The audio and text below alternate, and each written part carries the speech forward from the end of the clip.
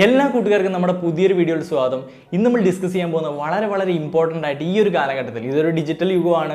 ഭൂരിഭാഗം ആൾക്കാരുടെ കയ്യിലും സ്മാർട്ട് ഫോണുകളുണ്ട്, ലാപ്ടോപ്പ് ഉണ്ട്, അതുപോലെ ഇൻ്റർനെറ്റ് ഉണ്ട്. ഇങ്ങനെയുള്ള ഫെസിലിറ്റിയൊക്കെ ഇല്ലുകൊണ്ട് തന്നെ അശ്ലീല വീഡിയോകളുടെ കാഴ്ചക്കാരും ക്രമാതീതമായിട്ട് കൂടിയിട്ടുണ്ട്. അവിടെ ആൺ പെൺ വ്യത്യാസമൊന്നുമില്ല, എല്ലാ തരക്കാരും ഇത് കാണുന്നുണ്ടെന്നുള്ളതാണ്.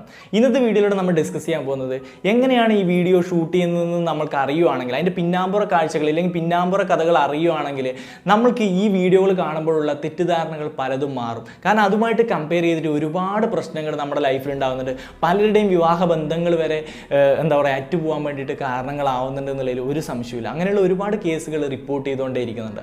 അപ്പോൾ ഇനി വരും കാലത്ത് അത് ഇൻക്രീസ് ചെയ്തുകൊണ്ടേ ഇരിക്കുള്ളൂ. അതുകൊണ്ട് ഈ ഒരു വീഡിയോയുടെ പ്രാധാന്യം അവിടെ തന്നെയാണ് വരുന്നത്.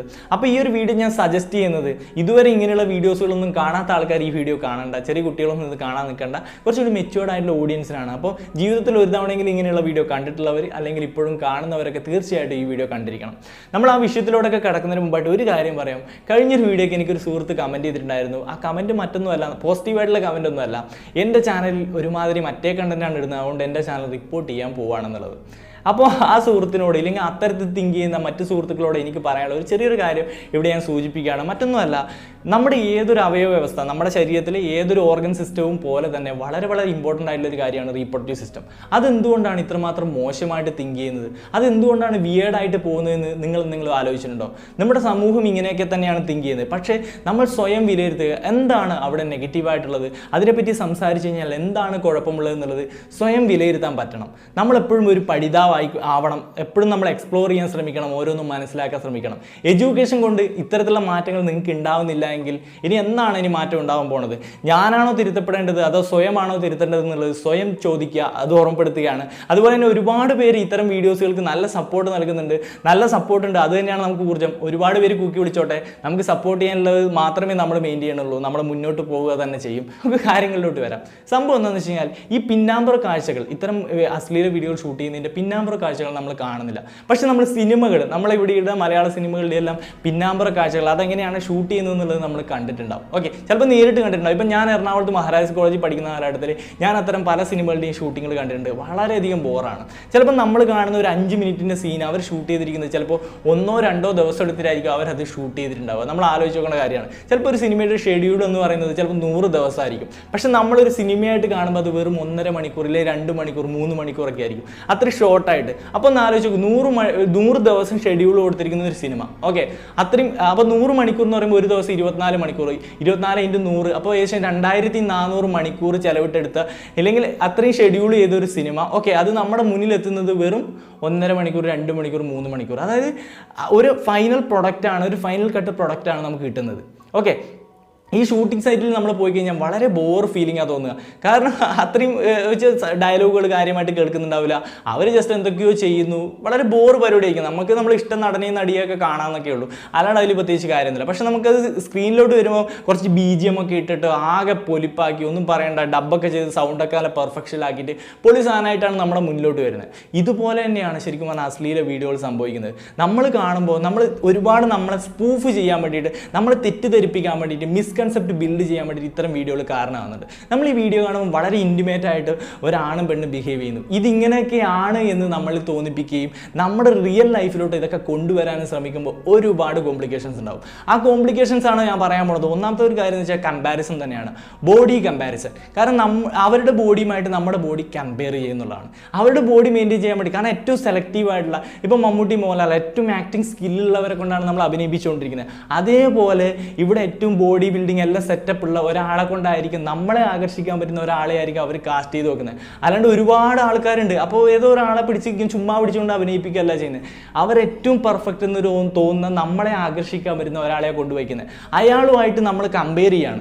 അയാൾ ഒരു ഐഡിയൽ ഫിഗറായിട്ട് നമ്മുടെ ബോഡി പാർട്ടിനെല്ലാം അയാളുമായിട്ട് കമ്പയർ ചെയ്യുന്നത് എത്രമാത്രം അർത്ഥശൂന്യമാണെന്ന് ആലോചിക്കുക.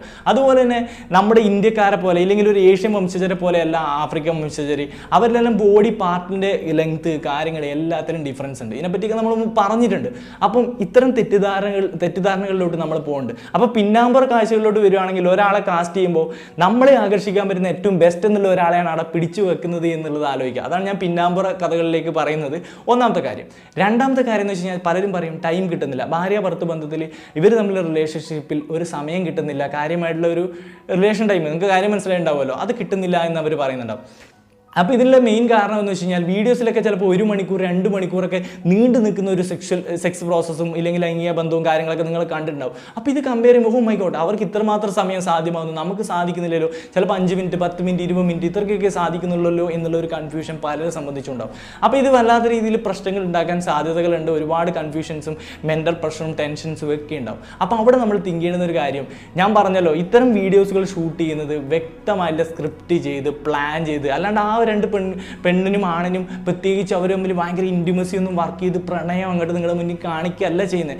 നിങ്ങളുടെ മുന്നിലോട്ട് പൈസ ഉണ്ടാക്കാനുള്ള ഒരു പ്രൊഡക്റ്റ് ഉണ്ടാക്കി വെച്ചിരിക്കുകയാണ്. ഏറ്റവും കൂടുതൽ പൈസ മറിയുന്ന ഒരു ഇൻഡസ്ട്രിയാണ് ഇങ്ങനെയുള്ള അശ്ലീല വീഡിയോ ഇൻഡസ്ട്രി അല്ലെങ്കിൽ തുണ്ടുപട ഇൻഡസ്ട്രി എന്നൊക്കെ വേണമെങ്കിൽ പറയാം. അപ്പോൾ അവിടെ സംഭവിക്കുന്നത് ഇങ്ങനെയാണ്, അവർ നിങ്ങളുടെ മുന്നിലോട്ട് നിങ്ങളെ ആകർഷിച്ച് പണം തട്ടാനുള്ള ഒരു അടിപൊളി പരിപാടിയായിട്ട് അവർ വീഡിയോ ആയിട്ട് ഇറക്കിയിരിക്കുകയാണ്. അല്ലാണ്ട് അത് പ്ലാൻഡ് സംഭവമാണ്, അല്ലാണ്ട് നമ്മളിലേക്ക് ജസ്റ്റ് പ്ലാൻ ചെയ്യാണ്ട് സംഭവിക്കുന്ന ഒരു വിഷ്വൽ എടുത്ത് നിങ്ങൾക്ക് തരികയല്ല ചെയ്യുന്നത്. അപ്പം അത്തരത്തിൽ വിലയിരുത്തുന്നത് ഒട്ടും ശരിയല്ല. അവിടെ എന്ന് വെച്ച് കഴിഞ്ഞാൽ ചിലപ്പോൾ നിങ്ങൾ കാണുന്ന ആ 1 മണിക്കൂർ എപ്പിസോഡ് ചിലപ്പോൾ അവർ 2 ദിവസം കൊണ്ടോ ഇല്ലെങ്കിൽ ഒരു ദിവസം മൊത്തം എടുത്തിട്ടോ ഷൂട്ട് ചെയ്തായിരിക്കും. അപ്പോൾ മൾട്ടിപ്പിൾ ടൈമിലെടുത്ത വേറെ സമയങ്ങളിലെടുത്ത സാധനങ്ങൾ ചേർത്ത് വെച്ചിട്ടായിരിക്കും നിങ്ങൾക്ക് തരുന്നത്. അപ്പോൾ നിങ്ങൾ തിങ്ക് ചെയ്യാണ് ഇത്രമാത്രം സമയം ഇവർക്ക് എങ്ങനെ കിട്ടുന്നു എന്നുള്ളത് കമ്പയർ ചെയ്തിട്ട് ആകെ ടെൻഷനാവും. ഓക്കെ, അപ്പോൾ അത് നിങ്ങൾക്ക് മനസ്സിലായിട്ടുണ്ടാവും. മറ്റൊരു പോയിന്റ് എന്ന് വെച്ച് കഴിഞ്ഞാൽ ഇത്തരം വീഡിയോകളിലൊക്കെ പെൺകുട്ടികൾ രതിമൂർച്ച വരുമ്പോൾ അവർ വല്ലാതെ ശബ്ദമാക്കുന്നു, അതാക്കുന്നു, ഇതാക്കുന്നു, അങ്ങനെയുള്ള കാര്യങ്ങളൊക്കെ കണ്ടിട്ടുണ്ടാവും. അതെല്ലാം കുറച്ച് എക്സാജറിക്കായിട്ട് ഇത്തരത്തിലുള്ള വീഡിയോയിൽ കാണിക്കും. കാരണം നമ്മളെ സാറ്റിസ്ഫൈ ആക്കണം, നമ്മളെ ആകർഷിക്കണം, അങ്ങനെ തോന്നാൻ വേണ്ടിയിട്ടുള്ള മാക്സിമം സാധനങ്ങൾ അവരവിടെ കൊടുക്കും. നേരെ മറിച്ച് റിയൽ ലൈഫിൽ അങ്ങനെ ആണോ? അങ്ങനെ ആവുന്നില്ലെങ്കിൽ നമ്മൾ തെറ്റിയിരിക്കും. ഇപ്പോൾ ഒരു ഫസ്റ്റ് സെക്സ് ഒക്കെ ഉണ്ടാവുകയാണ് നമ്മുടെ പാർട്ട്ണറിനോട് ഉണ്ടാകുന്ന ഒരു സന്ദർഭത്തിൽ അവരിങ്ങനെ ബിഹേവ് ചെയ്യുന്നില്ല, അവരിങ്ങനെയുള്ള ശബ്ദം പുറപ്പെടുവിക്കുന്നില്ല, അവരിങ്ങനെയുള്ള കാര്യങ്ങൾ ചെയ്യുന്നില്ല എങ്കിൽ ഇവരുടെ എന്താ പറയുക ഈ സംഭവങ്ങളെല്ലാം മറ്റൊരാളായിട്ട് മുമ്പേ കഴിഞ്ഞതാണ് എന്നൊക്കെ തിങ്ക് ചെയ്യുന്ന രീതിയിലോട്ട് ചിലപ്പോൾ വരാം. അതുപോലെ അയാൾ സാറ്റിസ്ഫൈഡ് ആവുന്നില്ല, കാരണം ഇങ്ങനെയുള്ള ശബ്ദവും കാര്യങ്ങളൊന്നും അവരുണ്ടാക്കുന്നില്ല, ഇങ്ങനെയുള്ള ഒരു എക്സ്പ്രഷൻ കാര്യങ്ങളൊന്നും ഇല്ലാത്ത പക്ഷം അവർ സാറ്റിസ്ഫൈ ആവുന്നില്ല എന്നുള്ള തോന്നലുണ്ടാവാം. അങ്ങനെയുള്ള ഒരുപാട് നെഗറ്റീവ്സുകൾ അവിടെയും ക്രിയേറ്റ് ചെയ്യപ്പെടാന്നുള്ളതാണ്. മറ്റൊരു കാര്യം എന്ന് വെച്ച് കഴിഞ്ഞാൽ നമ്മൾ മുമ്പ് 2 വീഡിയോയിൽ ഡിസ്കസ് ചെയ്തൊരു കാര്യമാണ് സെക്ഷൽ പെർവേഷൻസ് അല്ലെങ്കിൽ ലൈംഗിക വൈകൃതം, ലൈംഗിക വ്യതിയാനം എന്ന് പറഞ്ഞ സംഭവം. അതായത് തെറ്റായിട്ടുള്ള മാർഗ്ഗങ്ങൾ, തെറ്റായിട്ടുള്ള ഇത്തരത്തിലുള്ള ലൈംഗിക മാർഗ്ഗങ്ങളെ കുറിച്ചിട്ട് നമ്മൾ ഡിസ്കസ് ചെയ്തിട്ടുണ്ടായിരുന്നു. അതിൽ സാഡിസം എന്ന് പറഞ്ഞ സംഭവങ്ങൾ, അതുപോലെ തന്നെ ഒരുപാട് കാര്യങ്ങൾ നമ്മൾ ഡിസ്കസ് ചെയ്തിട്ടുണ്ട്. ഇൻസെറ്റ് സെക്സിസത്തെ കുറിച്ച് പറഞ്ഞിട്ടുണ്ട്.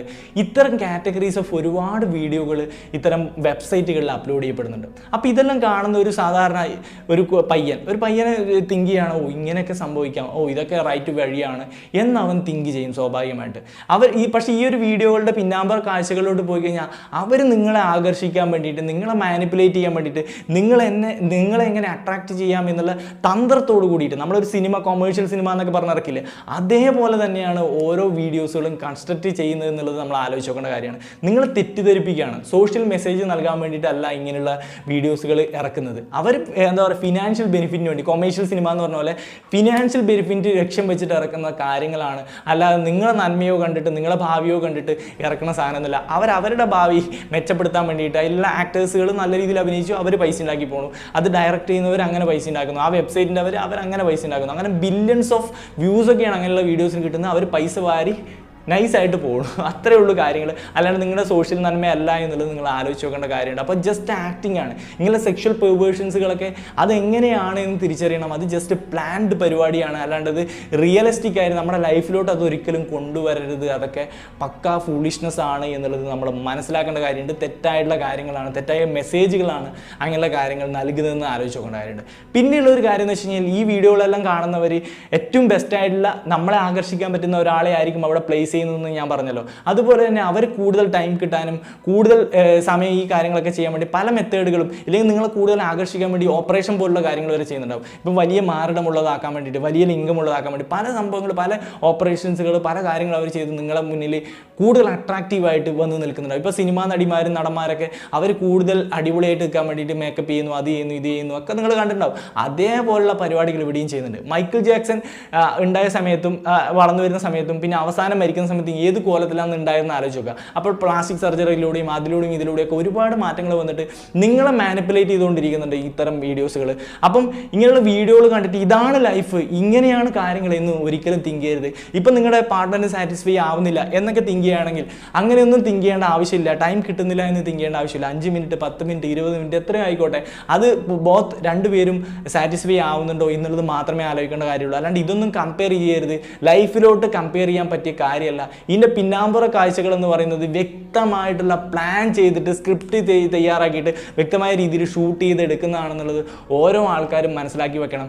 ഇതൊക്കെ എനിക്കറിയാമെന്ന് തിങ്ക് ചെയ്യുന്ന ആൾക്കാരുണ്ടാവും, പക്ഷേ ഇതിങ്ങനെ തിങ്ക് ചെയ്യാത്ത ഒരുപാട് ആൾക്കാരുണ്ട്. അതുകൊണ്ട് തന്നെയാണ് ഒരുപാട് തെറ്റിദ്ധാരണകളും ഒരുപാട് പേര് ഡോക്ടറെ തേടി പോകുന്നു എന്നുള്ളതാണ് നിങ്ങൾ മനസ്സിലാക്കേണ്ട കാര്യം. അപ്പം ഇങ്ങനെയുള്ള തെറ്റിദ്ധാരണകളിൽ പോയി വീഴരുത്. കൃത്യമായിട്ട് കാര്യങ്ങൾ മനസ്സിലാക്കുക, കാര്യങ്ങൾ ഉൾക്കൊള്ളാനുള്ള ഒരു വിവേകബുദ്ധി നിങ്ങൾക്ക് ഉണ്ടാവട്ടെ എന്ന് ഉറപ്പെടുത്തുകയാണ്.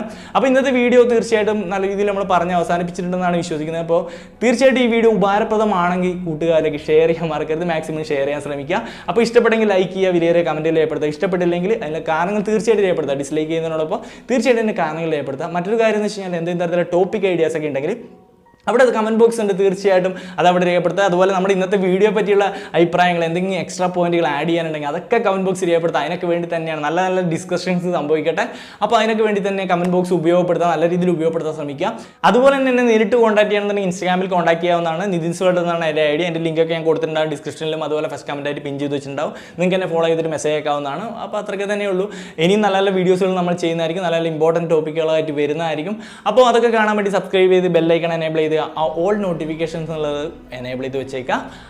ഓക്കെ, അപ്പോൾ അത്രയ്ക്ക് തന്നെ ഉള്ളൂ. മറ്റൊരു വീഡിയോയിൽ വീണ്ടും കാണാൻ പറ്റുമെന്ന് പ്രതീക്ഷയോടെ നിർത്തുന്നു. It's me Nithin Raj.